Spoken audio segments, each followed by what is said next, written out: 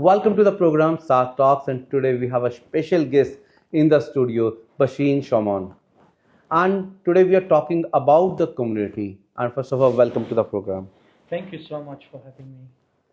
We want to know about your role in the community, in the organization, and especially NSF. Yes. What exactly it is and how it's work. Yes.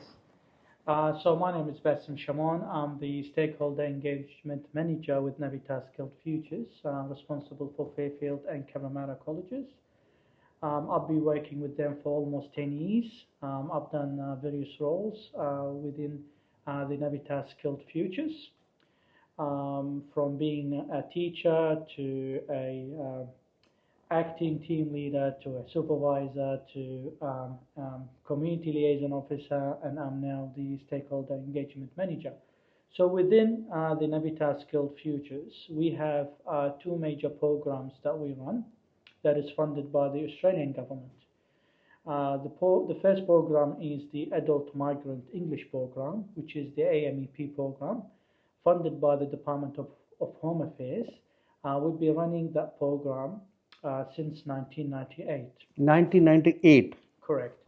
And through that program, what we do is we try our best to tailor our trainings based on the community needs, whether it is language classes that focuses on the five micro skills of a language, which is listening, reading, writing, speaking, and digital literacy. And sometimes we also focus on numeracy skills as well. In addition to that, within that program, we have a number of courses that we run. We usually tailor these courses that have a specific needs. An example of that is our Pathway to Work courses, which is a 10 weeks course, first 8 weeks of training face to face, and it also have a vet unit component to it, which means that during the 8 weeks they will prepare themselves, improve their skills when it comes to language and employment skills, and at the same time they will get 2 to 3 units from a particular qualification. That is part of only the part of refugee and migrants. Yes. So the Adult Migrant English Program, the MEP program, it's open to refugees and migrants that come to Australia. And it have some charges. No, no. People who are eligible to this program, they can study for free without paying anything. An example of that is this Pathway to Work courses that we run across different colleges in Southwest Sydney, where we actually, as I said, during the 8 weeks, it's a training giving them the ability to understand what's expected in that industry.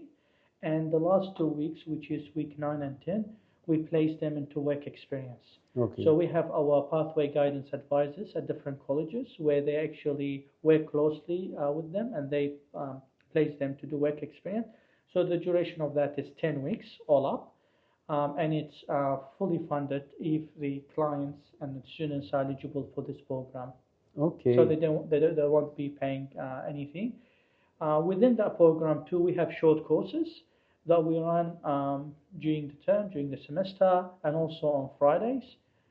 We have courses like sewing, digital literacy. We also have conversation classes. We have our popular course is English for Citizenship, because a lot of people who've been in Australia 10, 15 plus years, unfortunately, they're not passing the citizenship because it's done in English. I want to ask you the question: how long you are here, or what about your backgrounds? Oh, sure. So in terms of my background, so I came to Australia in 2005 from war-torn country, Iraq. Uh, and since then, I grew up here.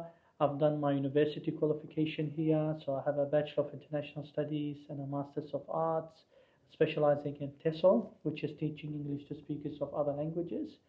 And I've done a number of diplomas and advanced diploma.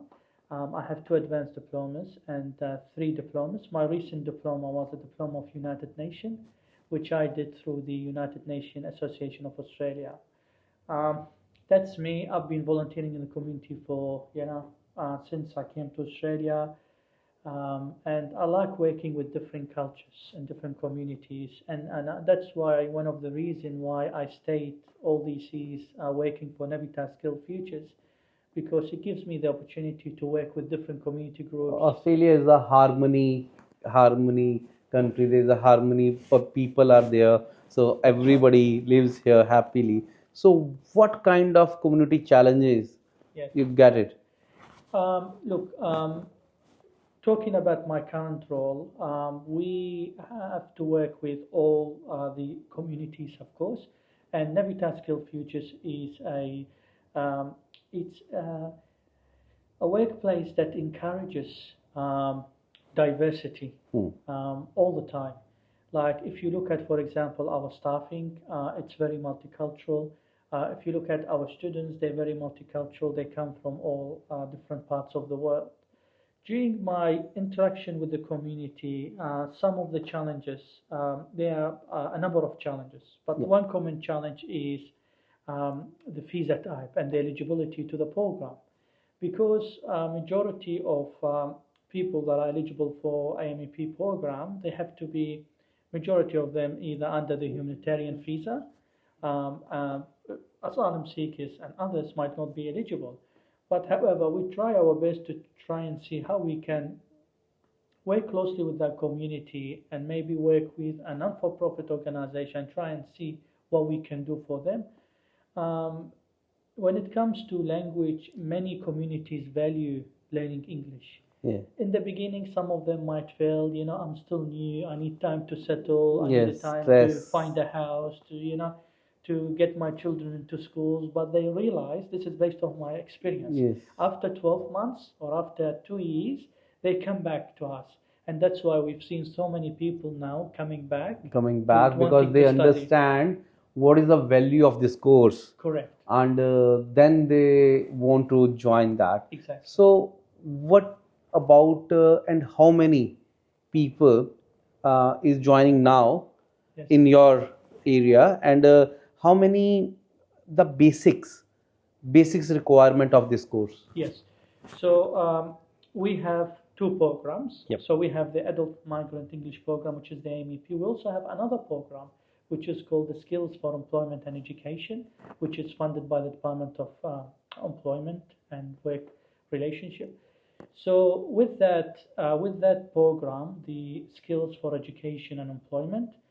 So both programs are funded by the Australian government. Okay, Um, and that's free for the people. Yeah, so the AMEP, the Adult Migrant English Program, is funded by the Department of Home Affairs, and the C program is funded by the Department of Employment and Work Relations. Sorry, it's called Relations. They keep on changing the department's names. C program is for job seekers. So we've been delivering the C program since 2010. Okay. We have the contract for that. It looks at helping job seekers to get employment skills so they can enter the workforce. What we are finding is that so many job seekers, there are some who are job ready. All they need that final touch, when it comes things like resume, things like interview skills, things like presentation skills. So some of them might be, and when it comes to communication skills, might be at, let's say at that level. And this is based on my experience as well, because I was a trainer for both programs. So also talking based on my experience, they just need that little bit push to be able to enter and the job enter in the market. system. Exactly. Some of them might not know how to look for work, like which websites are useful for work. Yes. So we teach them, we show them these are the useful websites. We also teach them these are the common questions that you get at when you have a job interview. We teach them this is your presentation skill. This is how you have to approach the employer. This is how you have to talk to them. This is how the resume should look like, because especially migrants and refugees and CALD community in general, the system overseas can be different to the system in Australia, which especially when it comes to resumes. What I've seen is that some countries, for example, they put their photos on a resume. Yeah, In and the Australia, name only. Exactly. Yeah. In Australia, we don't. I just want to know, friends, if you are watching Indusage and Friends World TV, and if you are listening in the cars and you're on your phone, so you're listening Radio Bollywood Beats. So there are a lot of stories, and I want to know: do you have any story with the example from any migrant come and then come with a successful or unsuccessful story, whatever? Yes. Look, at Navitas Skilled Futures, every day we see and we hear about a successful story because the relationship that we built with our students lasts forever because they see us, they see us when they come to Australia, and until now we have people who came to Australia with no English, no skills. Now they're running their own businesses. Yeah. They're all small businesses, and I know a few, especially like in my area, Fairfield and Cabramatta. Um, we have students who came and studied with us, and now they're working for government agencies, Yeah. either as an interpreter or an officer or worker there. We have also some success stories within our organization as well. The recent one was one of our a student now she's working in a marketing team as a graphic designer. Oh. So she came from Iran as a refugee, and she had this amazing skills as a graphic designer. So she came, she learned the language, she improved her skills, her employment skills, and she applied, and now she's working with us in a marketing team. That's so beautiful, Yeah. and that's people come to you and they get the chance in working in your area and their skills area. And what about the diversity? Yes. I mean, especially the people coming here, there's like a different situations, Yes. different workforce problems. Yes. Look, generally speaking, working with refugees, some of them might have, high expectation, to be honest. And we try to educate them. We try to be honest with them and say, this is a new country, it's a new system. Some of them ask me and say, I was a doctor in let's say, in Iraq or in Syria, or I was an engineer in Ukraine, or I was a carpenter in Afghanistan. How come we are coming here? We can't be a carpenter, we can't be a doctor, we can. And we try and run sessions with them and workshops and tell them that in Australia we have a completely different process that we have to follow. And sometimes they get upset and then they feel like, oh, it's too late. But we try to encourage them. No, a lot of people like you, and I use myself as an example, I use my family members as an example, and I tell them, I said, look, my family member, we came here, or I came here, but we have to start somewhere. If we sit and say, no, it's hard, we can't do it, it's too late, it's not going to happen, we're not going to move anywhere. Yes. So during our interaction with these refugees, especially myself, I use myself as an example. I said, look at me. I came to Australia not knowing the English alphabet. Yeah. Look where I am now. So if I came like you and say, oh, you know what, I can't do it, I'm not going to do it, I would have not achieved what I've achieved. So we try to, you know, uh, get them to think about the short term and the long term goals because that's very important in their journey to Australia. So, Basim, before we are leaving, tell us about the NSF, how it works, which opportunities people can grab it now from this interview. Yes. So with NSF, Navitas Skilled Futures, as I said before, we are funded by the Australian government. We have those two major programs that we run, and I would like to use this opportunity to ask, and call for the listeners and the viewers that are seeing us today, is that if you know of anyone who's been in Australia, under the humanitarian visa, or even if you are not sure if they're eligible or not, contact us. We've got colleges across Southwest Sydney region and Greater West Sydney region. And our admin team, our reception speak multiple languages as well. So I encourage you to let your community members know, let your friends know, let your relatives know that if they can benefit from those programs, especially those two programs, the doors are open for them. And if they're eligible, it's free.